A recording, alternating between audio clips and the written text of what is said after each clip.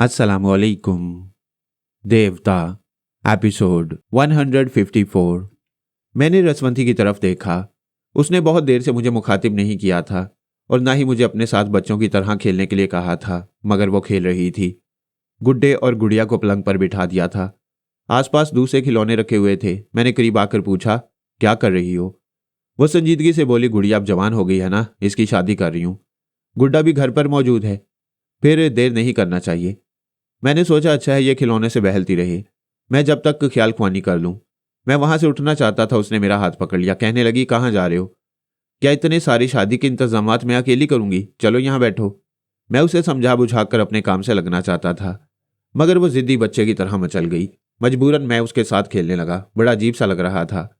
फरहाद अली तैमूर बच्चों की तरह खिलौनों से खेल रहा था और अपनी शरीके हयात को बहला रहा था। बहरहाल जल्द ही शादी हो गई। गुड़िया को दुल्हन बनाया गया, गुड्डा दूल्हा बन गया। मैंने कहा अब शादी हो गई, मुझे जाने दो। उसने कहा, अरे वाह, अभी तो ये दोनों यहाँ सोएंगे। ये कहकर उसने गुड़िया और गुड्डे को पलंग पर एक तरफ सुला दिया। फिर एकदम से चौंक कर मुझे देखने लगी। उसके देखने का अंदाज ऐसा था कि मैं कभी गुड्डे और गुड़िया को देख रहा था और कभी उसे। हालांकि उसका ज़हन बचगाना था, लेकिन जैसा वक्त वो मेरे साथ गुजार चुकी थी उसका असर उसके दिमाग पर था। वो जिंदगी के अजीब दौराहे पर थी। एक बच्ची अचानक बालिग हो गई थी और जो बालिग थी वो बच्ची बन गई थी। ना वो बच्ची थी ना जवान थी, मगर हाँ, दुश्मनों के लिए जहनी तौर पर बच्ची थी। मेरे लिए भरपूर शरीके हयात। गुड़िया और गुड्डा पलंग पर लेटे रह गए क्योंकि वो बेजान थे। फिर उन्हें उठाकर बैग में रख लिया और हम रवानगी के लिए तैयार हो गए। इससे पहले मैंने जनाब शेख अल फारिस से राब्ता कायम किया। फिर कहा, पिछली रात मैंने और शिबा ने द किलर के दिमाग में पहुंचकर जो चाल चली थी, उसके नतीजे में यही समझते रहे कि द किलर सीधा मेरी तरफ आ रहा है। वो तो खैरियत हुई, साथ वाले कमरे में जॉर्ज बॉडी बिल्डर था और हमने उसी के लबो लहजे में द किलर को छेड़ा था। बहरहाल मेरी तरफ आने वाला वो तूफान रुख बदलकर जॉर्ज की तरफ चला गया। अगर वो मेरी तरफ आता और मुझसे मुकाबला होता तो क्या होता? शेख अल फारस ने कहा, हाँ, सोच समझ कर उसे छेड़ना चाहिए था। पहले द किलर की स्टडी करना जरूरी है, इसीलिए मैंने आपको जहमत दी है। उसकी असलियत और उसके दिमागी ऑपरेशन का राज जापानी डॉक्टर वॉकी टू से मालूम हो सकता है। तुम चाहते हो हमारे आदमी जापान जाकर उस डॉक्टर को घेरे और किसी तरह उसे अगवा करके ले आए? इसकी ज़रूरत नहीं है। आपका सिर्फ एक आदमी जो जापान में रहते वो डॉक्टर वॉकी टू से किसी बहाने मुलाकात करे।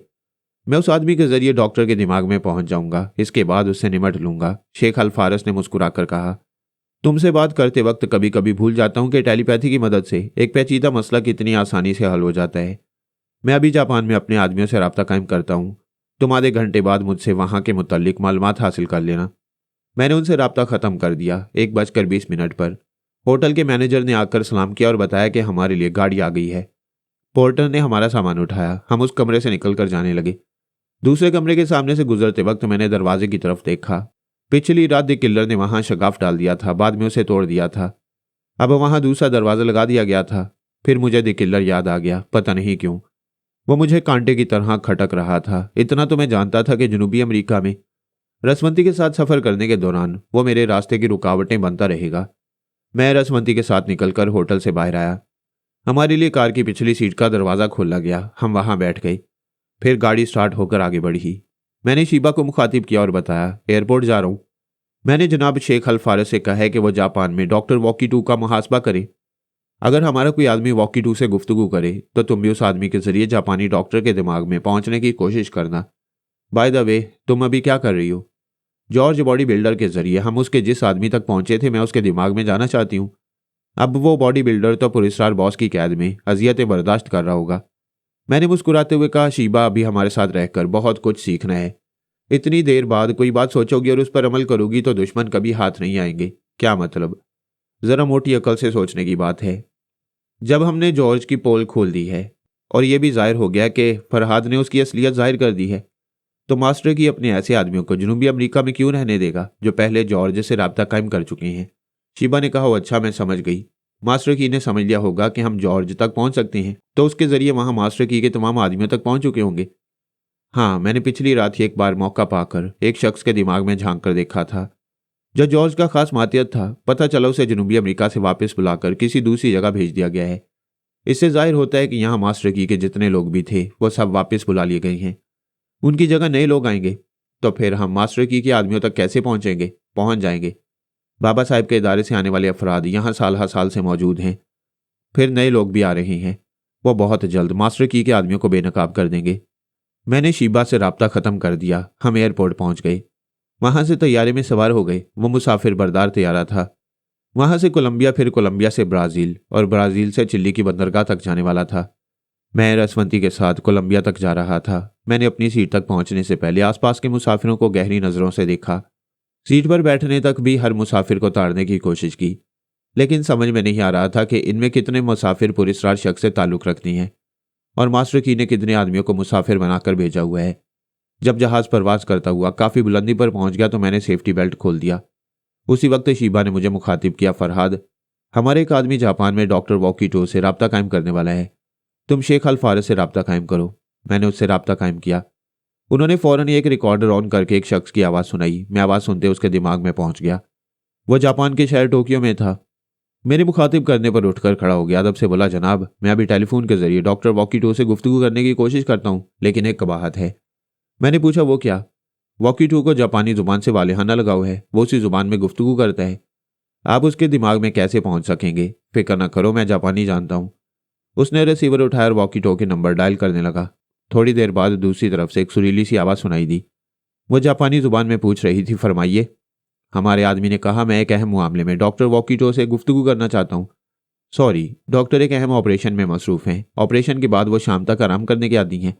आप शाम के बाद राब्ता कायम करें। रिसीवर रख दिया गया। हमारे आदमी ने मायूस होकर कहा, जनाब फरहाद साहब, मुझे अफसोस है, वॉकीटो से मुलाकात नहीं हो सकेगी, शाम तक इंतजार करना होगा। मैंने मुस्कुरा कर कहा, तुमने अपना काम कर दिया, अब मैं अपना काम करूंगा। मैं उससे लेडी सेक्रेटरी के दिमाग में पहुंच गया। वो एक उधेड़ उम्र की जापानी औरत थी। मैं चुपचाप उसके दिमाग को टटोलने लगा। उसने तकरीबन 10 बरस पहले डॉक्टर वॉकीटो की यहाँ मुलाजमत इख्तियार की थी। फिर डॉक्टर का एतमाद इस तरह हासिल कर लिया था कि उसकी मुस्तकिल सेक्रेटरी बन गई। यूं भी डॉक्टर को औरतों के हुस्न और शबाब से कोई दिलचस्पी नहीं थी, इसलिए वो एक उधेड़ उम्र की सेक्रेटरी को बर्दाश्त कर रहा था। मैंने उसके दिमाग में द किलर का ख्याल पैदा किया। वो खला में तकते हुए सोचने लगी, हाँ, वो डॉक्टर वॉकीटो की जिंदगी का सबसे हैरत अंगेज ऑपरेशन था। वो द किलर जो 30 बरस का जिस्म रखता था और जहनी तौर पर बच्चे से भी गया गुजरा था। उसे दुनिया के किसी डॉक्टर ने जहनी तौर पर बेदार नहीं किया। ये कारनामा हमारे डॉक्टर ने अंजाम दिया। मैंने लेडी सेक्रेटरी का ध्यान हैरत अंगेज ऑपरेशन की जानिब मुंतकिल किया। वो सोचने लगी, यह ऑपरेशन बड़ी राजदारी में किया गया था। डॉक्टर ने मुझसे कहा था मैं भी इस ऑपरेशन के मुतल्लिक उससे कोई सवाल न करूं। ऑपरेशन के सिलसिले में जो अहम कागजात थे डॉक्टर उन्हें पर्सनल ब्रीफ केस में रखता था। ऑपरेशन होने के बाद उन्हें ज़ाती लॉकर में रख दिया गया। फिर मुझे पता चला जब द किलर को यहाँ से अलास्का रवाना किया गया तो वह अहम कागजात भी उसके साथ रवाना कर दिए गए। लेडी सेक्रेटरी की सोच से पता चल रहा था कि मैं उसके जरिए उन अहम कागजात तक भी नहीं पहुंच सकूंगा, क्योंकि वह डॉक्टर वॉकीटो के पास नहीं रहे थे। बहरहाल अब मुझे डॉक्टर का इंतजार करना था। मैंने उसके मुतालिक मालूमात हासिल करने के लिए लेडी सेक्रेटरी के दिमाग को खरीदना शुरू किया। वो सोचने लगी। दूसरे लफ्जों में मुझे बताने लगी कि वह बहुत गुस्सावर है, मगरूर है, किसी को खातिर में नहीं लाता। अगर कोई उससे मुलाकात करने आए तो 2 मिनट से ज़्यादा का वक्त नहीं देता। वो बज़ाहिर इंसान है मगर आदतों के लिहाज से कुत्ता है, क्योंकि उसकी ज़िंदगी खतरनाक कुत्तों में गुजरती है। वो हर सुबह दर्जनों कुत्तों के साथ एक खुले मैदान में जाता है और उनके साथ दौड़ लगाता है। इसके बाद किसी दरख्त के साए में पालथी मारकर बैठ जाता है। शुमाल की तरफ रुख करके आंखें बंद कर लेता है, पता नहीं क्या करता है। लेडी सेक्रेटरी की यह सोच पढ़कर मैं चौंक गया। बात समझ में आ गई कि डॉक्टर वॉकीटो योगा का माहिर है। मैं उसके दिमाग में भी नहीं पहुंच सकूंगा। मैंने शीबा के दिमाग में पहुंचकर वहां के हालात बताए। उसने सुनने के बाद कहा, फरहाद, हो सकता है तुम्हारा अंदाजा गलत हो और वो योगा का माहिर ना हो। शीबा, मैंने और तुमने जिस अंदाज में टेलीपैथी की मशकें की हैं उनमें भी ये अमल होता है। शुमाल की तरफ रुख करके आंखें बंद करके अपने ध्यान को एक मरकज पर रखना पड़ता है। योगा की मशक करने वाले और टेलीपैथी की मशक करने वालों के दरमियान फ़र्क यह होता है कि हमारे सामने मोमबत्ती की लौ रोशन होती है या फिर हम किसी निशान पर अपनी निगाहें मरकूज कर लेते हैं। योगा के माहिर सिर्फ सांस रोककर मशक करते हैं। वो कायल हो गई। मैंने कहा, अगर हम इस बात की तस्दीक के लिए डॉक्टर वॉकीटो के दिमाग में जाना चाहेंगे तो वो मोहतात होकर सांस रोक लेगा और ये समझ लेगा कि फरहाद या मादाम कंप्यूटर उसके दिमाग तक पहुंचने की कोशिश कर रही हैं। ये बात उस पुरस्कार शख्स तक पहुंचेगी तो वो भी समझ लेगा कि हम द किलर के दिमागी ऑपरेशन के राज तक पहुंचना चाहते हैं। दानिशमंदी यह है कि अभी डॉक्टर वॉकीटो को छेड़ा ना जाए। मैंने डॉक्टर वॉकीटो के मुतल्लिक जो मालूमात फराहम की हैं तुम उन्हें जनाब शेख अल फारस तक पहुंचा दो। वो चली गई। थोड़ी देर बाद उसने कहा, जनाब शेख अल फारस तुमसे बातें करना चाहते हैं। मैंने उनसे राब्ता कायम किया। उन्होंने कहा, फरहाद, मैंने जो प्लानिंग किया उसमें ज़रा वजाहत से तुम्हें बताना चाहता हूँ। यह तुम्हें तस्लीम करना चाहिए कि अब डॉक्टर में काकस का किरदार ज़रा गैर अहम सा हो गया है। अगर ऐसा ना होता तो तुम्हारी जगह चार्ली ना आता। पुरस्कार शख्स किसी भी बहाने तुम्हें अपने आदमियों के जरिए ठिकाने लगा सकता है। इसलिए हम चाहते हैं कि तुम डॉक्टर मिकाकस का रोल अदा ना करो। अगर मैं ऐसा ना करूं और कोई दूसरा रूप इख्तियार कर लूं तो यहाँ रसवंती के साथ कौन रहेगा? क्या पुरस्कार शख्स को और मास्टर की को यह शुबा नहीं होगा कि अब तक फरहाद रसवंती के साथ था और तरह तरह की चालें चलकर उन्हें बेवकूफ़ बना रहा था। आइंदा वो और भी ज़्यादा मोहतात हो जाएंगे।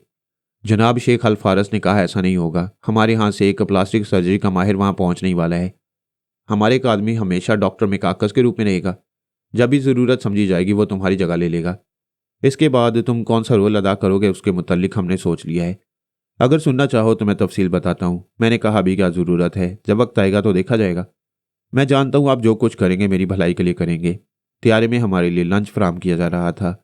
मैं रसवंती के साथ खाने लगा। वो खाने के दौरान बचकानापन करती जाती थी और मैं उसे समझाता जाता था। इस दौरान एक स्टीवर्ड ने आकर पूछा, जनाब और कुछ चाहिए? मैंने इनकार किया। उसने आहिस्तगी से कहा, मैं हूँ आपका खादिम। ये कहकर वो चला गया। मुझे उसका अंदाज़ अजीब सा लगा। मैंने फ़ौरन उसके दिमाग में छलांग लगाई। जल्द ही पता चल गया कि वह बाबा साहब के दायरे से ताल्लुक़ रखता है।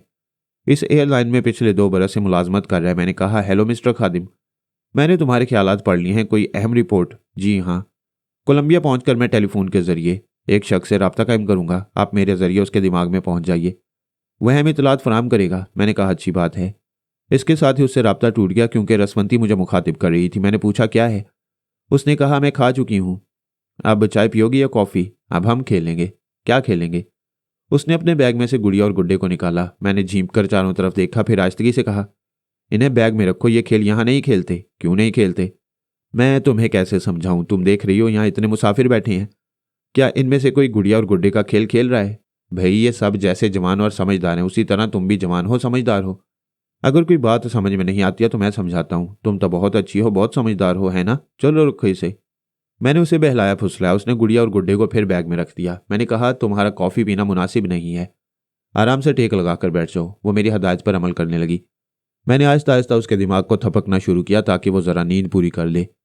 मैंने उसके लिए 2 घंटे का वक्त मुकर्रर किया। वो आराम से सो गई। मैंने घड़ी देखी, 3:40 हुए थे। कॉफ़ी की प्याली उठाकर एक हल्की सी चुस्की ली, फिर ख्याल ख्वानी की परवास करता हुआ द किलर के दिमाग में पहुंच गया। वहां पहुंचते महसूस हुआ जैसे किसी बच्चे के दिमाग में पहुंच गया हूं। बिल्कुल सोच से खाली, उजला उजला सा जहन था, जैसे रोशनी की धुंध दिमाग में फैली हो। वो बच्चा कुछ ना समझता हो मगर समझने की कोशिश कर रहा हो। मुझे उसी लम्हे उसके दिमाग में सनसनाहट सी महसूस हुई। फिर जैसे उसका दिमाग बजने लगा, टिक टिक टिक टिक टिक टिक। अभी मैं कुछ समझने भी नहीं पाया था कि वो 30 बरस का बच्चा रोने लगा, जैसे नन्हे बच्चे नींद से चौंक कर उठते हैं और रोने लगते हैं। द किलर की आंख खुल गई। वो हाथ पांव हिला हिला कर रो रहा था। रोने की आवाज़ बिल्कुल बच्चों जैसे थी। मैं हैरानी से उसके दिमाग में रहकर उसकी हरकत को देख रहा था। उसी वक्त एक नर्स की आवाज़ सुनाई दी, अरे ये रो रहा है। मैंने द किलर के दिमाग से छलांग लगाई और नर्स के दिमाग में पहुंचा। वो सोच रही थी, ये तो नींद के दौरान कभी दूध नहीं मांगता है और ना ही आम बच्चों की तरह रोता है। शायद कोई ख्वाब देखकर चौंक गया है। तौबा है, कैसे बेढंगेपन से रो रहा है। इसे चुप कराने के लिए फीडर देना ही होगा। उसने एक फीडर में दूध तैयार किया और उसकी चूसनी द किलर के मुंह से लगा दी। मैं शदीद हैरानी से नर्स के दिमाग में रहकर सोच रहा था और द किलर को देख रहा था। क्या ये वही खतरनाक फौलादी इंसान है जो एक घुंसा मारता है और शीशम के दरवाजे में शगाफ डाल देता है और एक धक्के में उस दरवाजे को तोड़ कर रख देता है? क्या यही 7 फुट का जवान है जिसके हाथ गैर मामूली तौर पर लंबे हैं, जिसके हाथों को और जिसकी जिसामत को देखकर लोग सहम जाते हैं? क्या ये वही है जो अब नन्हे से बच्चे की तरह रो रहा है? मगर नहीं, अब वो चुप हो गया था, चुपचाप फीडर से दूध पी रहा था। मगर यह भी चंद सेकंड की बात थी। मेरे देखते ही देखते द किलर में हैरत अंगेज तब्दीलियां आ रही थीं। अचानक उसके मुंह से फीडर गिर गया। वो हड़बड़ा कर उठ बैठा। दोनों हाथों से अपने सर को थामकर पूछने लगा, कौन था? मेरे दिमाग में कौन था? फिर उसने इनकार में सर हिलाकर कहा, कोई भी नहीं था। मैं उसके दिमाग में पहुंचना चाहता था। फिर मैंने अपने आप को रोका। एकदम से यह ख्याल पैदा हुआ कि द किलर को 20-25 सेकंड बाद यह एहसास क्यों हुआ कि कोई उसके दिमाग में आया था। दूसरा ख्याल यह पैदा हुआ कि द किलर योगा का माहिर नहीं है। वो बेशक गैर मामूली जहनी कुव्वत रखता था और हमारी तरफ से पहुंचाए जाने वाले झटकों को फौरन ही बर्दाश्त कर लेता। फिर जबकि वो योगा का माहिर नहीं था तो उसे कैसे महसूस हो रहा था कि नींद के दौरान कोई ख्याल ख्वानी के जरिए उसके दिमाग में आया था? इस सवाल के जवाब में एक ही बात समझ में आती थी और वो ये कि ना तो वो योगा का माहिर और ना ही बालिग ज़हन रखता है। कोई ऐसा शख्स उसके पीछे है जो उसे फौरन खबरदार करता है कि कोई उसके दिमाग में आया है और दूसरे मामलात में भी उसकी रहनुमाई करता है।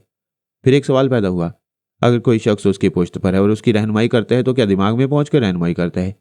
क्या दिमाग में रहनुमाई करने वाला टेलीपैथी जानता है? नहीं, मैं ये मानने के लिए तैयार नहीं था। अगर कोई शख्स टेलीपैथी जानता है और द किलर के दिमाग में आकर उसे गाइड करता है तो 20-25 सेकंड बाद उसे कैसे इल्म हुआ कि कोई ख्याल खुमानी के जरिए द किलर के दिमाग में आया था, उसे कैसे इत्तला मिली? पिछली रात जब मैं और शिबा उसके दिमाग में पहुंचे थे तो उसके दिमाग को गाइड करने वाला क्या उस वक्त दिमाग में मौजूद था? और अब जबकि द किलर सो रहा था तो क्या वो दिमाग में आकर गाइड करने वाला भी सो रहा था? और मेरे दिमाग में आने की इत्तला उसे 20-25 सेकंड बाद मिली थी। ये बड़ा पेचीदा मामला था। मैं दिमागी तौर पर तैयारी में हाजिर होकर इस मसले पर गौर करने लगा। फिर मैंने जनाब शेख अल फारिस से रब्ता कायम किया और उन्हें द किलर के मुतालिक बताया। उन्होंने कहा, बेटे तुम सिर्फ ये क्यों सोचते हो कि कोई टेलीपैथी जानने वाला ही उसके दिमाग में आकर गाइड कर सकता है? कोई और बात भी हो सकती है। मौजूदा दौर में टेक्नोलॉजी इतनी एडवांस हो चुकी है जो हम नहीं सोच सकते। वो बात हमारे सामने आ जाती है।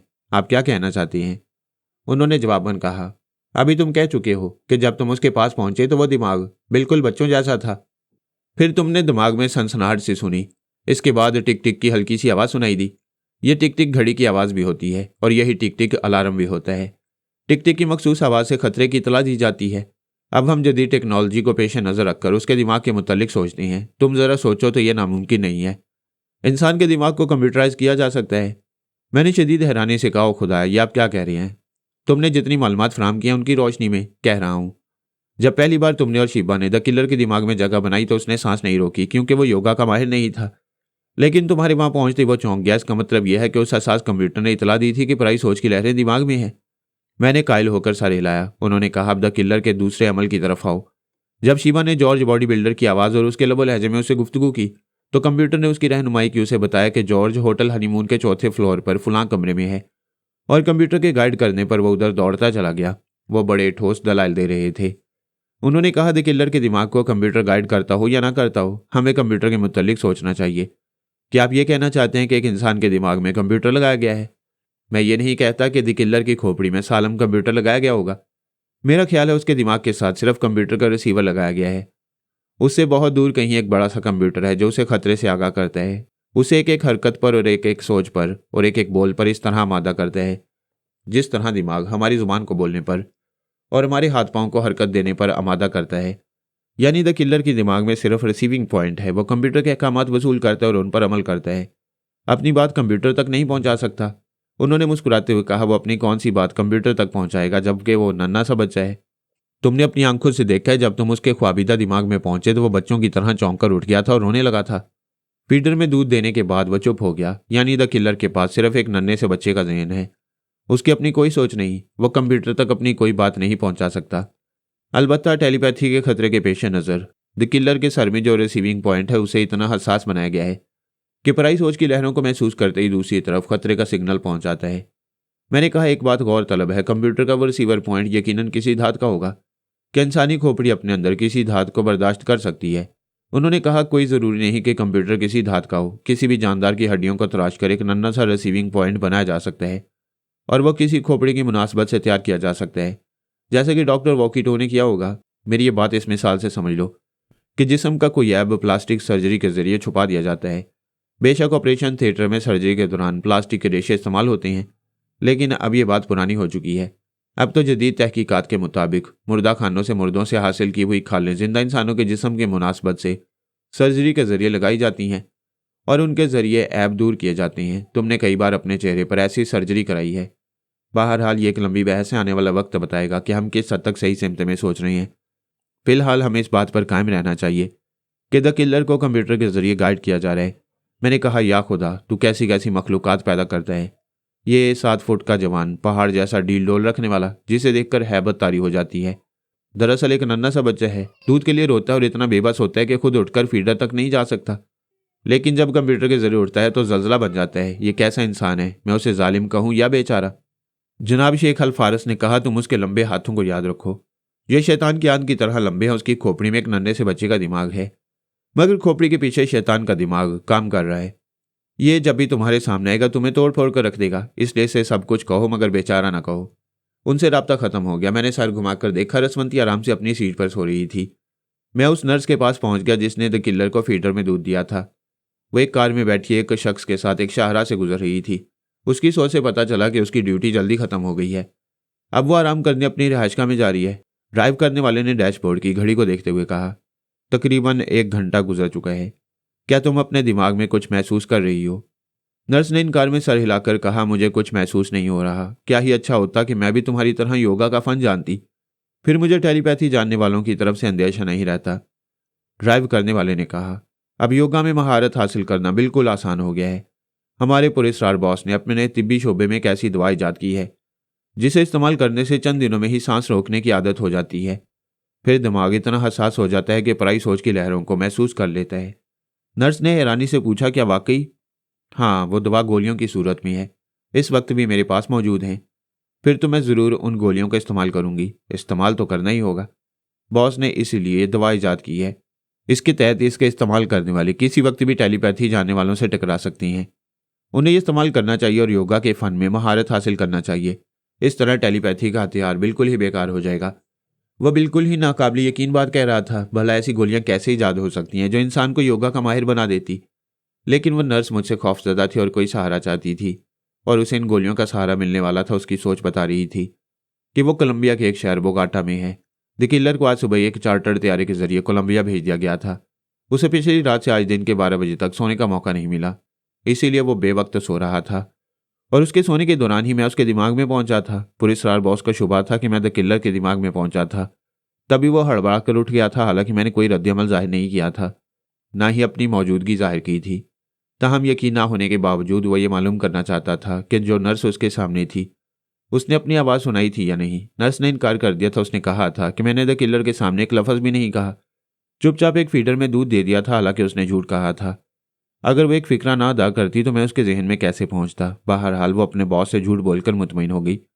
लेकिन उसे कहा गया था कि वो मोहतात रहे। हो सकता है किसी और जरिए से फरहाद उसके दिमाग में आए और उसे ट्रैप करने की कोशिश करे। ऐसी सूरत में उसे एक मखसूस इशारा करना चाहिए कि फरहाद उसके पास मौजूद है। यही वजह थी कि ड्राइव करने वाला शख्स पूछ रहा था, 1 घंटा गुजर गया है, क्या वो अपने दिमाग में कुछ महसूस कर रही है? वो मुझे महसूस नहीं कर रही थी। उसकी रहायशगाह के सामने कार रुक गई। ड्राइव करने वाले ने अपनी जेब से एक छोटी सी डिबिया निकालकर उसकी तरफ बढ़ाते हुए कहा, इसमें चंद गोलियां हैं, रोज एक गोली खा लिया करो, तुम 1 हफ्ते के अंदर सांस रोकना सीख जाओगी। मगर इसके साथ हल्की फुल्की वर्जिश भी किया करो। अच्छा, फिर मुलाकात होगी। ये कहकर वो चला गया। उसकी बातों से पता चल गया था कि वो योगा का फन जानते हैं। मैं उसके दिमाग में रहकर उसकी चाल को नहीं समझ सकता था। वह नर्स अपने मकान में पहुंचकर दरवाजे को अंदर से बंद करने के बाद परस को एक तरफ सोफे पर फेंकते हुए गुनगुनाते हुए लिबास बदलने के लिए बेडरूम में आई। मैंने उसकी सोच में पूछा, क्या पुलिसरार बॉस को इस बात का शुबा है कि मैंने उससे झूठ कहा है? क्या बॉस को किसी तरह पता चल गया है कि द किलर के हड़बड़ा कर उठते ही मैं बेख्तियार बोल पड़ी थी? उसकी अपनी सोच ने कहा, नहीं, किसी को शुबा नहीं हो सकता। जहां द किलर आराम कर रहा था वहां मैं तनहा ड्यूटी पर थी। कमरा बंद था, किसी ने मेरी आवाज़ नहीं सुनी होगी। हो सकता है द किलर ने बॉस को बता दिया हो कि मैं बेख्तियार बोल पड़ी थी। वो ताइद में सारी लाकर सोचने लगी। मैंने फिर कहा, आज मेरी ड्यूटी वक्त से पहले ख़त्म कर दी गई। मुझसे कहा गया कि मैं अपनी रहायशगाह में आराम करूं और अपने दिमाग में अनजानी सोच की लहरों को महसूस करने की कोशिश करूं। क्या इससे यह साबित नहीं होता कि बॉस को शुबा है? वो टेलीपैथी जानने वाला मेरे दिमाग में चुपके से आ सकता है। वो लिबास तब्दील कर चुकी थी। हल्का फुल्का सा लिबास पहनने के बाद उसने एक गिलास में पानी लिया। फिर सिंघार मेज के पास आकर वही डिबिया खोली जिसमें गोलियां रखी हुई थीं। जब उसने गोली निकालकर हथेली पर रखी तो मैंने उसकी सोच में कहा, मुझे सोच समझकर इसे इस्तेमाल करना चाहिए। मैं इसके जरिए सांस रोकने का फन हासिल करना चाहती हूँ। ऐसा न हो कि हमेशा के लिए सांस रुक जाए। उसने अपने आप से कहा, यह मैं क्या सोच रही हूँ? भला डेविड मुझे ऐसी गोलियां इस्तेमाल करने क्यों देगा जो मेरी हलाकत का बायस बने? वो तो मेरा काबिल एतमाद बॉयफ्रेंड है। बॉस की दहशत के सामने कोई किसी का बॉयफ्रेंड, कोई किसी का रिश्तेदार नहीं रहता। बॉस नहीं चाहता कि वो टेलीपैथी जानने वाला भी मेरे दिमाग में नहीं आया है तो बाद में आए और ये राज मालूम कर ले कि द किलर जब नींद की हालत में होता है तो एक नन्हे से बच्चे की तरह बेबस होता है। उसके लिए एक नर्स मुकर्रर होती है जो इसे फीडर से दूध पिलाती है और जब वो बेदार होता है तो एक खतरनाक इंसान बन जाता है। वो इनकार में सर हिलाकर बोली, नहीं, मैं टेलीपैथी जानने वालों को ये बात कभी नहीं बताऊंगी। वो मेरे दिमाग में आएंगे तब भी नहीं बताऊंगी। ये कहते हुए उसने अपनी हथेली पर रखी हुई उस गोली को देखा। वो एक दोराहे पर थी। एक तरफ उसका एतमाद कहता था कि उसने ऐसी दवा दी है कि वो सांस रोकने का फन सीख लेगी। दूसरी तरफ मैंने उसके दिल में शुबा पैदा कर दिया था कि उसके सोते ही हमेशा के लिए सांस रुक जाएगी। अब वो क्या करे? मैंने उसे समझाया, मुझे जल्दी नहीं करना चाहिए। सांस रोकने का फन सीखने के लिए गोली खाना ही है तो मैं 1 घंटे बाद भी खा सकती हूँ। मेरी ये बात उसकी समझ में आ गई। उसने गोली को वापस उसी डिब्बिया में रख दिया, उसे बंद कर दिया। उसी वक्त रसवंती बेदार हो गई थी और अब हमारा त्यारा कोलंबिया के उसी शहर बोगोटा के एयरपोर्ट पर उतरने वाला था। इस त्यार में जो लोग हमारी निगरानी कर रहे होंगे उन्हें शायद मायूसी हो कि फरहाद बनफसे नफीस अभी तक रसवंती के पास नहीं आया है। अफसोस मेरे पास भी ऐसा कोई तरीका नहीं था जिससे मैं दुश्मनों को पहचान सकता कि उनमें से कितने लोग पुलिसरार बॉस से ताल्लुक़ रखते हैं और कितने मास्टर की से ताल्लुक़ रखने वाले हैं। तैयारे से उतरकर एयरपोर्ट की इमारत में आने तक उससे बच्चों की तरह बातें करता रहा। उस नर्स की भी खबर लेता रहा। वो आराम से बिस्तर पर लेटी हुई थी। शाम का वक्त था। वो सोच रही थी थोड़ी देर कमर सीधी करने के बाद गुस्ल करेगी। इसके बाद ताज़ादम होकर मेकअप करके अच्छा सा लिबास पहनकर किसी क्लब में जाएगी। मेरे और रसवंती के लिए एक होटल का कमरा रिजर्व कराया गया था। एक कार में होटल की तरफ जाते हुए मैंने मादाम कंप्यूटर बनकर चार्ली के दिमाग में कहा, मैं मादाम बोल रही हूँ। रसवंती और डॉक्टर मेकाकस को पुरस्कार शख्स का मेहमान नहीं होना चाहिए और ना ही तुम में से किसी को उनकी मेज़बानी करना चाहिए। वो दोनों आज होटल में ठहरेंगे। कल से अपने तौर पर रिहाइश इख्तियार करेंगे और आज़ाद रहेंगे। तुम लोगों को दूर ही से उनकी निगरानी करना चाहिए, वरना फरहाद कभी करीब नहीं आएगा। चार्ली से राब्ता ख़त्म करने के बाद मैंने फिर उस नर्स की खबर ली। उस वक्त टेलीफोन की घंटी बज रही थी। वो बिस्तर से उठकर फ़ोन के पास आई, फिर रिसीवर उठाकर कहा, हेलो, मैं थेल्मा बोल रही हूँ। दूसरी तरफ से उसके बॉयफ्रेंड डेविड की आवाज़ सुनाई दी। उसने पूछा, क्या तुमने अभी तक गोली नहीं खाई? मैंने थेल्मा की जुबान को मजबूर किया कि वो मेरी मर्जी के मुताबिक सवाल करे और उसने सवाल किया, तुम्हें कैसे मालूम हुआ कि मैंने गोली नहीं खाई? दूसरी तरफ उसका बॉयफ्रेंड गड़बड़ाया, फिर बोला, मैं यूं ही पूछ रहा था। अगर गोली खा चुकी हो तो ज़रा चलती फिरती रहो ताकि वो जल्द हजम हो सके। मैं समझ रहा था डेविड बात बना रहे। मैंने फिर थेल्मा को बेख्तियार कहने पर मजबूर किया और उसने कहा, मैं गोली भी खा चुकी हूँ और थोड़ी देर तक टहलती भी रही हूँ। ये सुनते ही दूसरी तरफ से धाड़ने की आवाज़ सुनाई दी। डेविड ने गरजते हुए कहा, चुड़ैल की बच्ची, तुमने बॉस से झूठ कहा था कि द किलर के सामने अपनी जुबान नहीं खोली थी, कोई बात नहीं कही थी, हालांकि तुम बेख्तियार बोल पड़ी थी। और अभी झूठ कह रही हो तुमने गोली नहीं खाई है। अगर मैंने नहीं खाई तो क्या फ़र्क पड़ता है? अभी खाओ, ये बॉस का हुक्म है, वरना कहीं से गोली सनसनाती हुई आएगी और तुम ठंडी पड़ जाओगी। थेल्मा के दिमाग में सनसनाहट सी होने लगी। उसके हाथ में रिसीवर कांपने लगा। अब सारी बात समझ में आ रही थी। मैंने उसके दिमाग में जो कुछ कहा था वह हकीकत नजर आ रही थी। वह समझ गई कि इस गोली में ऐसी बात है कि उसे खाने के बाद वह फिर सांस लेने के काबिल नहीं रहेगी। मुश्किल ये थी कि वो गोली खाने से इनकार नहीं कर सकती थी। क्योंकि बॉस ने उसे हुक्म दिया था, उसके हाथ से रिसीवर छूट गया। वो घबराकर इधर उधर देखने लगी। मौत उसके चारों तरफ थी। कहीं से भी किसी वक्त भी कोई गोली आकर उसे हमेशा के लिए ख़त्म कर सकती थी। वह मरना नहीं चाहती थी। भला भरी जवानी में कौन मरना पसंद करता है? वह फौरन ही दौड़ती हुई अलमारी के पास गई। वहां से एक जीन्स और शर्ट निकाली, फिर उसे जल्दी जल्दी पहनने लगी। इसके बाद उसने जुराबें और जूते पहने, पर्स में करेंसी रखी। वहां से दौड़ती हुई मकान से बाहर जाना चाहती थी कि रुक गई। उसके दिमाग ने समझाया शायद अगले दरवाजे पर बॉस के आदमी हो। वह वहां से पलटकर दौड़ती हुई किचन में आई, फिर किचन के दरवाजे को खोलकर मकान के पिछले हिस्से में पहुंची। उसने चारों तरफ देखा, अब अंधेरा छा रहा था। वह दौड़ती हुई पिछली सड़क पर पहुंच गई। उसी वक्त ठाई से गोली चलने की आवाज़ सुनाई दी। थेल्मा चीख पड़ी, मगर गोली नहीं लगी थी। पहले तो वो घबराई, फिर वहां से दौड़ती हुई एक तरफ भागने लगी। मैंने राब्ता थोड़ी देर के लिए ख़त्म कर दिया, क्योंकि जिस स्टीवर्ड ने मुझे तैयारी में मुखातिब किया था उसके पास जाना ज़रूरी था। जब मैं उसके पास पहुंचा तो वो मेरा इंतजार कर रहा था। मैंने कहा, मैं आ गया हूं, तुम अपने साथी से राब्ता कायम करो। उसने रिसीवर उठाकर नंबर डायल किया। थोड़ी देर बाद वो एक नौजवान साथी से गुफ्तगू कर रहा था। मैंने कहा, इतना काफ़ी है।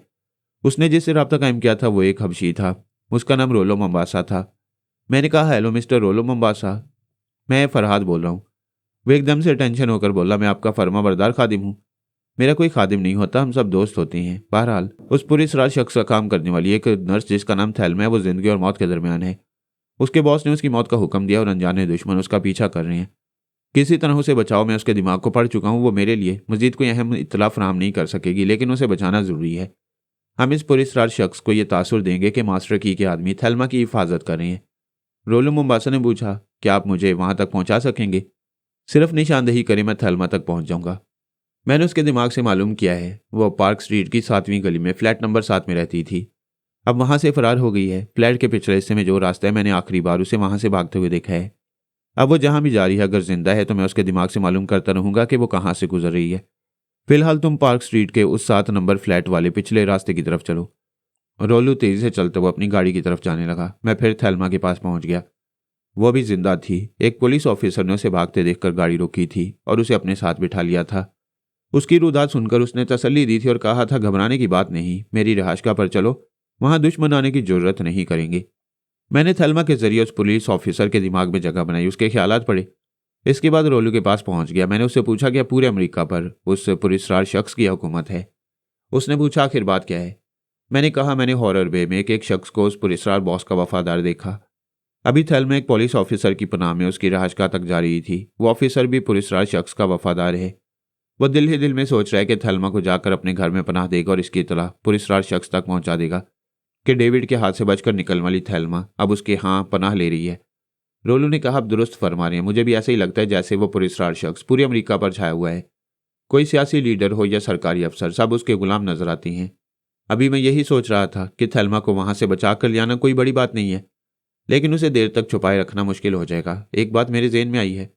मैंने पूछा, हाँ हाँ बताओ, क्या कहना चाहते हो? अभी आपने कहा था कि मैं जो कुछ भी करूं उसका यह तासुर दिया जाए कि ये सब कुछ मास्टर की के आदमी कर रहे हैं। तो जनाब, मास्टर की के एक आदमी से मेरा राब्ता है, वो चाहता है कि मैं उसके लिए काम करता रहूं और मैंने उसके लिए हामी भर ली है। तो फिर देर किस बात की है? तुम उस शख्स को इतला दो कि थेल्मा फुला जगह है, बाकी उस पर छोड़ दो। मास्टर की के आदमी उधर दौड़ पड़ेंगे, तुम उनके करीब भी ना जाना। हम होटल के सामने पहुंच गए थे। गाड़ी से उतरकर अपने कमरे में पहुंचने तक मैं रसवंती से बातें करता रहा। उसने कहा, तुम कभी कभी इतने चुप हो जाते हो कि मेरी तरफ देखते भी नहीं। मैंने लिफ्ट में पहुंचकर उसकी तरफ झुकते हुए आस्तगी से कहा, भाई मैं फरहाद से मजबूर हूं, कभी कभी वो मेरे दिमाग में बोलते हैं और तुम्हारी खैरियत मालूम करती रहती हैं। उसने मुझे परे धकेलते हुए कहा, मैं किसी फरहाद वरहाद को नहीं जानती, मेरे पास रहो और मुझसे ही बातें करते रहो। लिफ्ट ऊपर जा रही थी और लिफ्ट मैन हमारे करीब ही खड़ा हुआ था। मैं उसे सुनाने के लिए कह रहा था, मुझे अफसोस है, तुम उस फरहाद को भूल चुकी हो जो तुम्हारी जिंदगी का साथी रहा है और अब भी है। एक दिन वो तुम्हें मिलेगा तो तुम्हें सब कुछ मालूम हो जाएगा। हो सकता है कि उसे बराबर तुम्हारे साथ रहने का मौका मिले तो वो टेलीपैथी के जरिए तुम्हारी बचकाना ज़हन को तुम्हारी उम्र की मुनासबत से नॉर्मल कर दे। लिफ्ट रुक गई। मैं रसवंती के साथ बाहर आ गया। लिफ्ट मैन हबशी था, उसने अपनी आवाज़ नहीं सुनाई थी। मेरे पास इतना वक्त नहीं था कि मैं उसकी आंखों में झांक कर दिमाग को पढ़ता। ज़रूरत ही क्या थी?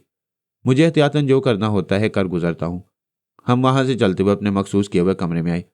मैंने शीबा को मुखातिब किया और कहा, जरा मेरे दिमाग में रहकर थेल्मा के दिमाग तक पहुंचो।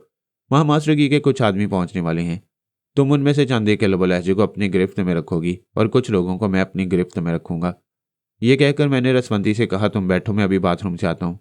मैं बाथरूम में गया और दरवाजे को अंदर से बंद करने के बाद थेल्मा के पास पहुंच गया। शीबा मेरे दिमाग में मौजूद थी। उस वक्त थेल्मा पुलिस ऑफिसर के साथ उसकी गाड़ी से उतर रही थी और उसे बातें करती जा रही थी। शीबा ने कहा, मैंने उसकी आवाज़ और लब लहजे को समझ लिया है। मैंने कहा, अब तुम रोलू मंबासा के दिमाग में चलो। पहले ये बताओ बाबा साहब के बारे में क्या ये बात आम हो चुकी है कि तुम ख्याल ख्वानी करती हो और तुम ही मादाम कंप्यूटर रह चुकी हो? हाँ मैं समझती हूँ, वहाँ के तकरीबन तमाम अफराद मुझे अच्छी तरह जानते हैं। इस इदारे से बाहर मुख्तलिफ ममालिक में जो लोग हैं उन्हें अभी इस बात का इल्म नहीं। रोलू मंबासा को भी अपनी मौजूदगी का एहसास न दिलाना। यह कहकर मैं रोलू के दिमाग में पहुंचा। फिर उससे पूछा, क्या तुमने मास्टर की के आदमियों को थेल्मा के पीछे लगा दिया है? जी हाँ, वो लोग थेल्मा और पुलिस ऑफिसर के पहुंचने से पहले ही उनकी रिहाइशगाह को घेर चुके होंगे। मैंने कहा, मैं अभी उधर से ही आ रहा हूँ, वहां मैंने ऐसी कोई बात नहीं देखी। मैं उसी तरफ जा रहा हूँ, अब पहुंचने ही वाला हूँ, मगर तुम दूर रहोगे।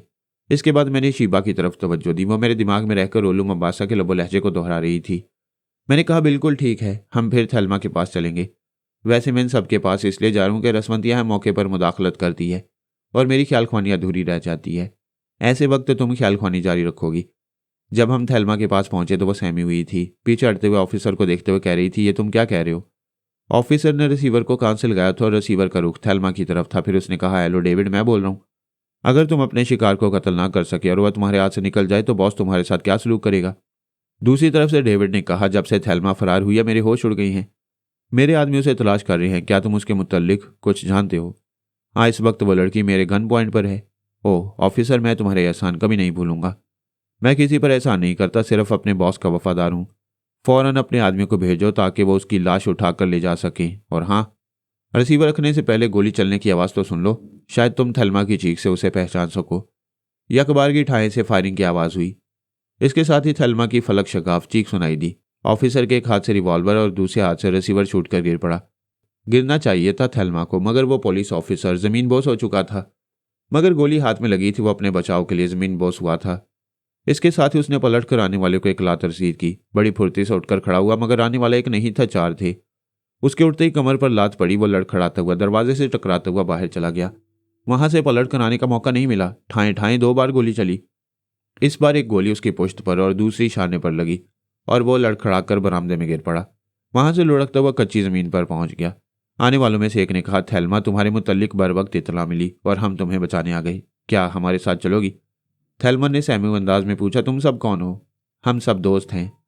अगर दुश्मन होते तो तुम्हें मरने के लिए छोड़ देते और मरने वाले को दोस्त बना लेते। वो रोते हुए बोली, मैं जिंदा नहीं रह सकूंगी, वो लोग मुझे मार डालेंगे। हमारे बॉस के हाथ बहुत लंबे हैं, तुम लोग मुझे कहीं छुपा ना सकोगे। तुम फिक्र न करो, तुम्हारे बॉस के लंबे हाथों से सिर्फ मास्टर की पनाह दे सकता है, तुम्हें कोई नुकसान नहीं पहुंचा सकेगा। मैंने शीबा से पूछा, क्या तुम इन बोलने वालों के लबो लहजे को गिरफ्त में ले रही हो? हाँ, मैं उनकी बातों को तवज्जो से सुन रही हूँ और उन्हें किसी वक्त भी ट्रैप कर सकती हूँ। थेल्मा डूब रही थी, उससे जिंदा रहने का यकीन नहीं था।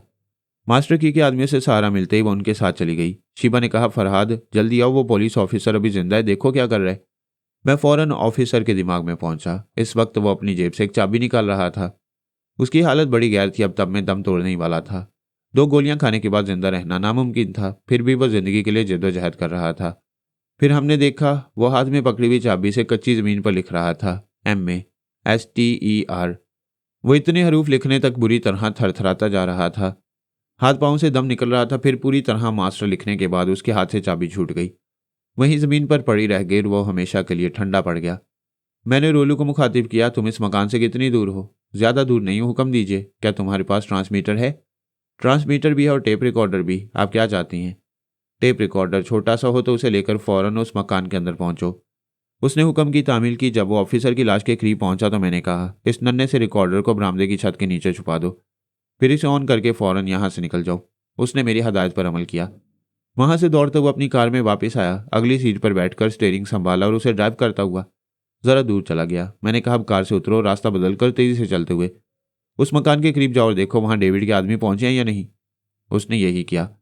थोड़ी देर बाद रास्ता बदलकर तेजी से चलते हुए वहां पहुंच गया। चूंकि मकान के बाहर रहकर अंदर देख नहीं सकता था, इसलिए करीब ही एक दरख्त पर चढ़ता हुआ उसकी बुलंदी तक चला गया, इतनी बुलंदी तक जहां से मकान का अंदरूनी हिस्सा नजर आ सके।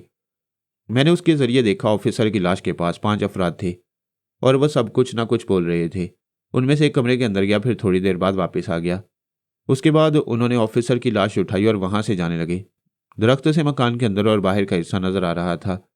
वो लोग लाश को लेकर बाहर पहुंच गए थे और उसे एक गाड़ी में रख रहे थे। थोड़ी देर बाद वो गाड़ी स्टार्ट हुई, फिर वह सब वहां से चले गए। मैंने कहा, रोलू फौरन दरख्त से उतरो और दौड़ते हुए जाकर अपना वो नन्ना सा टेप रिकॉर्डर वहां से ले आओ।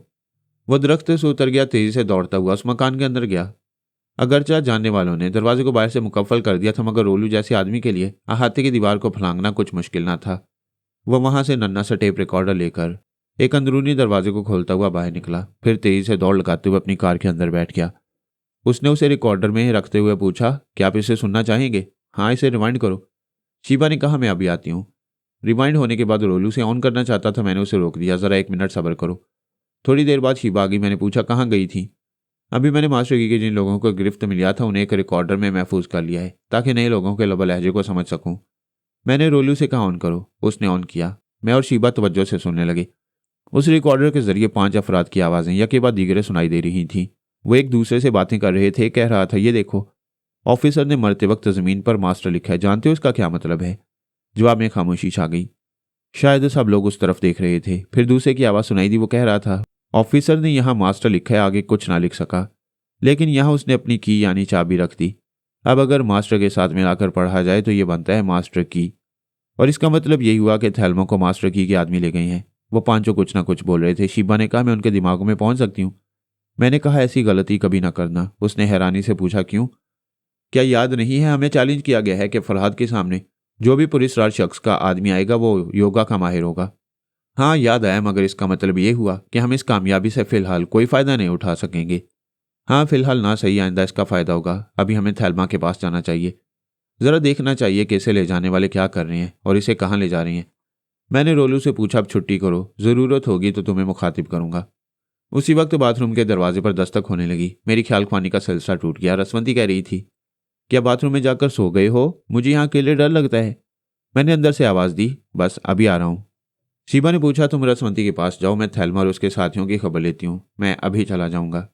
हम उन लोगों के पास पहुंचे जिनकी आवाज़ें सुन चुके थे। वो सब अपने एक खुफिया अड्डे में पहुंच चुके थे।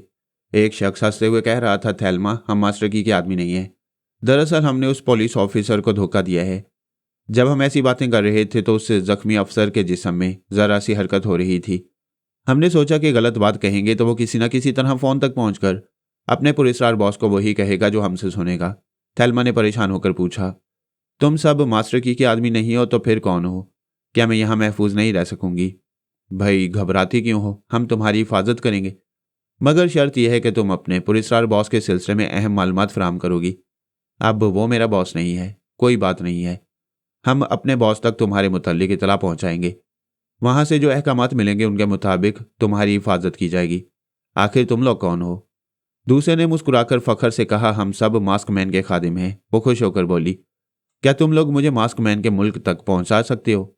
हमने कहा ना, अभी तो हम तुम्हारे मुतल्लिक इत्तलात फराहम करेंगे, फिर जो अहकामात वसूल होंगे हम उन्हीं के मुताबिक अमल करेंगे। मैं मास्क मैन तक एक अहम इत्तला पहुंचा सकती हूँ। जो भी अहम बात हो हमें बताओ। पहले मैं भरोसा करना चाहती हूँ, आखिर तुम लोग कौन हो? उस पुलिस ऑफिसर की यहाँ तुमने खुद को मास्टर की का आदमी बताया, यहाँ आकर मास्क मैन से ताल्लुक जोड़ रही हो। मैं कैसे भरोसा करूं? मुझे तुम लोगों की असलियत मालूम होना चाहिए। हमारी असलियत यही है जो तुम्हें बता चुके हैं, हम मास्क मैन के आदमी हैं। वैसे हम कोई भी हों तुम्हें तो भरोसा करना ही होगा, इसलिए कि हमारे पास से जाते ही तुम्हारी चारों तरफ मौत होगी। एक और शख्स ने कहा, तुमने पुलिसरार बॉस को अपना दुश्मन बना लिया है, दानिशमंदी यही है कि हमें दोस्त बनाए रखो। तीसरे शख्स ने कहा, तुम्हें मालूम करके करना क्या है, 2-4 तंजीमें ही हैं। या तो हम मास्टर की से ताल्लुक़ रखते हैं या सुपर मास्टर से, या फिर मास्क मैन से, और हम मास्क मैन के ही आदमी हैं।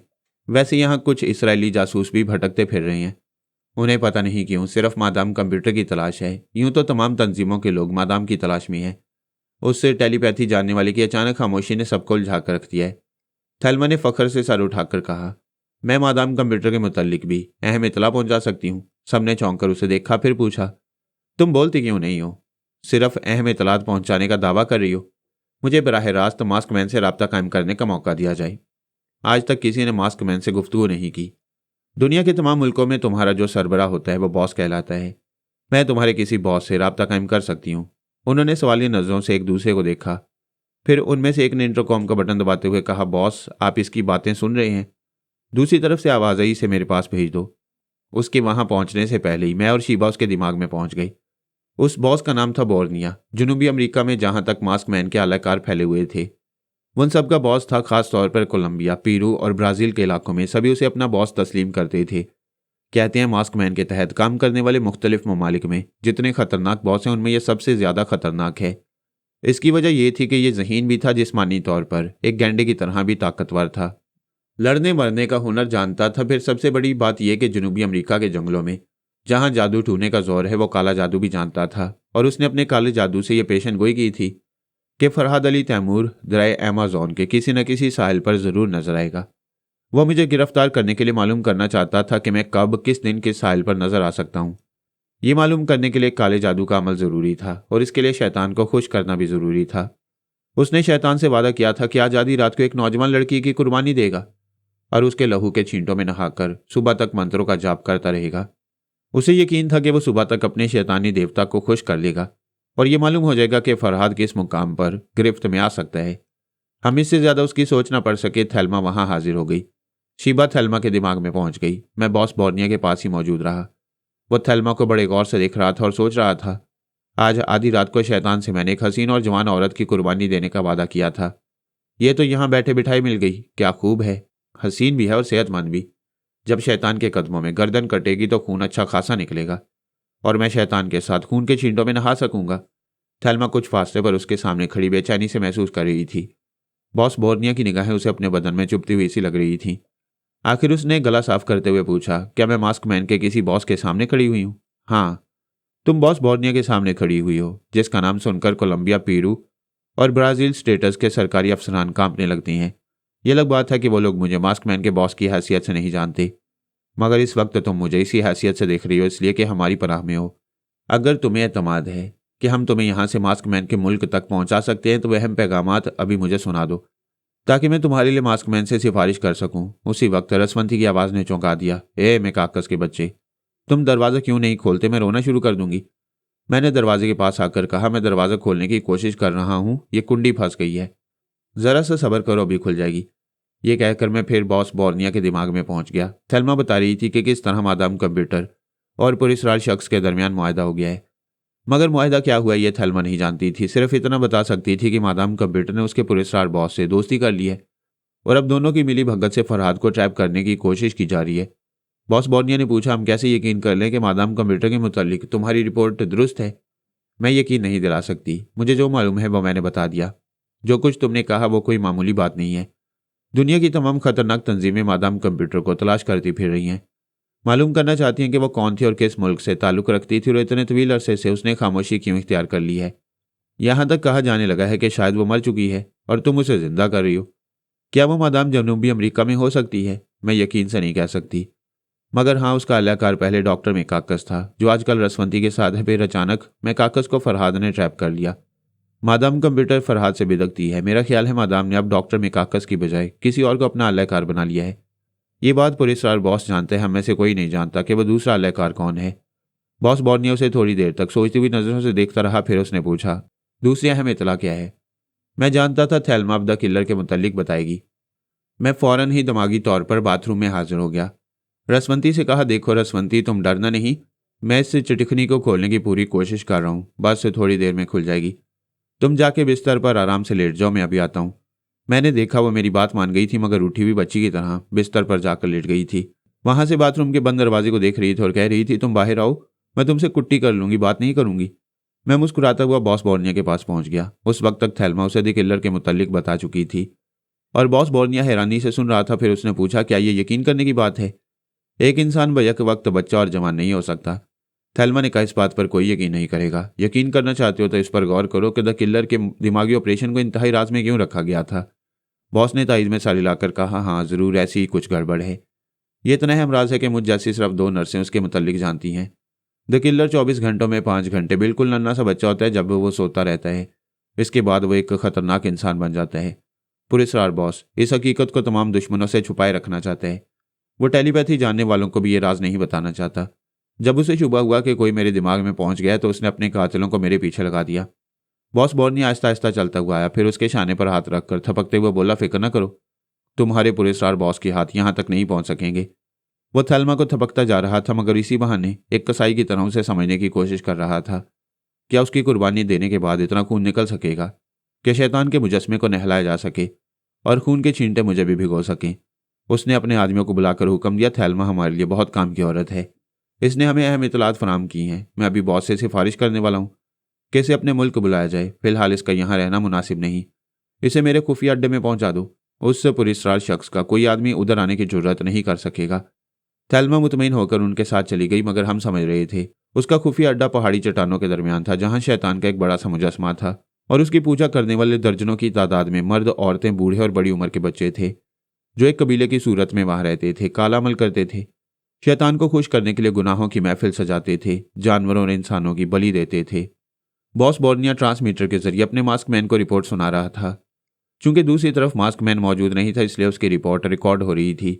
उसने थेल्मा से हासिल की हुई मालूमात सुनाने के बाद कहा, अब मैं थेल्मा को अपने मकसद के लिए कुर्बान कर रहा हूँ। इस लड़की की कोई ज़रूरत नहीं रही। जो मालूमात वो फराम कर चुकी है, इससे ज़्यादा कुछ नहीं जानती और ना ही हमारे किसी काम आ सकती है। शीबा ने कहा, यह बॉस बॉर्निया तो कुछ ज़्यादा ही खतरनाक है। हमारे आम दुश्मनों से बिल्कुल हटकर है। जादुई अमल जानता है। क्या टेलीपैथी के जरिए काले जादू का मुकाबला किया जा सकता है?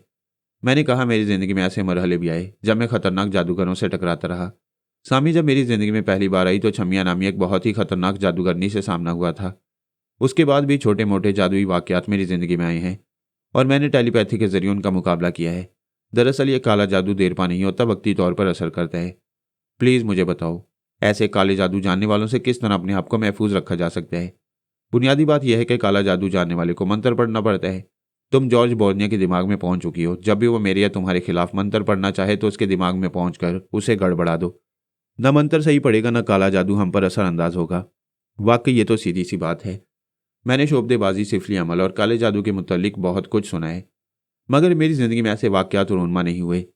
शायद पहली बार काले जादू जानने वालों से टकराऊंगी। मैं तुम्हें इसका मौका दूंगा ताकि तजुर्बात हासिल करो।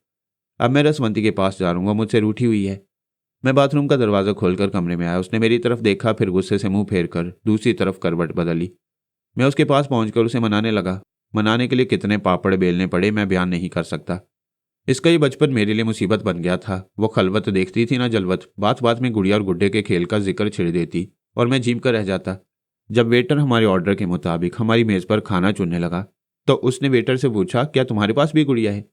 वेटर कुछ ना समझते हुए सवालिया नज़रों से देखने लगा। मैंने कहा, दरअसल मेरी वाइफ तुम्हारे बच्चों के मुतल्लिक पूछ रही है कि वो गुड़िया और गुड्डे से खेलती हैं या नहीं। मैंने ये कहते हुए जेब से $20 निकाले, फिर उसे देते हुए कहा, इनसे बच्चों के लिए गुड़ियाँ खरीद लेना। वो बेचारा चला गया। मैंने ज़रा सख्त लहजे में कहा, रसवंती मैं तुमसे नहीं बोलूँगा। मैंने 12 समझाया है, जो बात हम घर के अंदर एक दूसरे से करते हैं वो किसी महफिल में नहीं करना चाहिए। मैं दिखावे के तौर पर उससे नाराज़ रहा, वो मुझे मनाती रही। फिर हम खाने के बाद कमरे में वापस आए। थोड़ी देर बाद मैंने कहा, तुम आराम से लेट जाओ, मैं तुम्हें सुला दूंगा। फिर मैंने कहा, अब मैं तुम्हारी ज़िंदगी के मुतल्लिक जो मालूमात फराहम कर रहा हूँ वो तुम याद रखोगी। मेरे साथ बोलती जाओ। मैं रसवंती हूँ, फरहाद अली तैमूर की शरीके हयात हूँ। मैं एक बेटे की माँ हूँ जिसका नाम पारस है। मेरा बेटा कहीं गुम हो गया। दुश्मनों ने ब्रेन वॉशिंग के जरिए मेरे जहन को बचकाना बना दिया है। मैं फरहाद अली तैमूर की टेलीपैथी के जरिए अपनी उम्र के लिहाज से जहनी तौर पर नॉर्मल होने की कोशिश करती रहूंगी, और जो हदायत मुझे फरहाद से मिलती रहेंगी मैं इन पर अमल भी करती रहूंगी और उन्हें हमेशा याद भी रखूंगी। मैंने उसके ख्वाबीदा दिमाग को चंद ज़रूरी बातें याद कराई। फिर कहा, दूसरा सबक दूसरी रात को दूंगा, और आज जो सबक दिया उससे मैं देखूंगा कि बेदारी की हाल में उस पर अमल करती हो या नहीं। अब आराम से सो जाओ, सुबह 6 बजे तुम्हारी आंख खुलेगी। मैंने उसे महवे ख्वाब रहने के लिए छोड़ दिया। घड़ी देखी, 12 बजने वाले थे। मैं शिबा के पास पहुंचा। वो बॉस बोर्निया के दिमाग में थी। मैंने पूछा, तुम यहाँ क्या कर रही हो? उसने मेरे दिमाग में आकर कहा, जब से मैंने काले जादू के मुतालिक सुना है मेरे अंदर बेचैनी सी पैदा हो गई है। उसने कहा था कि आधी रात को थैल्मा को कुर्बानी देगा और शैतान को खुश करेगा। मैं देखना चाहती हूँ यह जादुई अमल कैसा होता है। ज़रूर देखो और तजुर्बात हासिल करो। अगर तुम यहाँ की मुकम्मल रिपोर्ट बाद में दो तो मैं ज़रा नींद पूरी करना चाहता हूँ। ये भी कोई पूछने की बात है, तुम आराम से सो जाओ। मैंने दरवाजे को अंदर से अच्छी तरह बंद किया। फिर मैं बिस्तर पर आकर लेट गया, आंखें बंद की, जिस्म को ढीला छोड़ दिया। इसके बाद दिमाग को हदायत देकर नींद की आगोश में पहुंच गया। मैं काले जादू पर लानत भेजता हूँ, मगर इस हकीकत को मानता हूँ मैं ऐसे तजुर्बात से गुजर चुका हूँ। ये बात मेरे लिए तशवीशनाक थी कि मास्क मैन का बॉस बोर्निया काले जादू के जरिए मेरा सुराग लगा रहा था।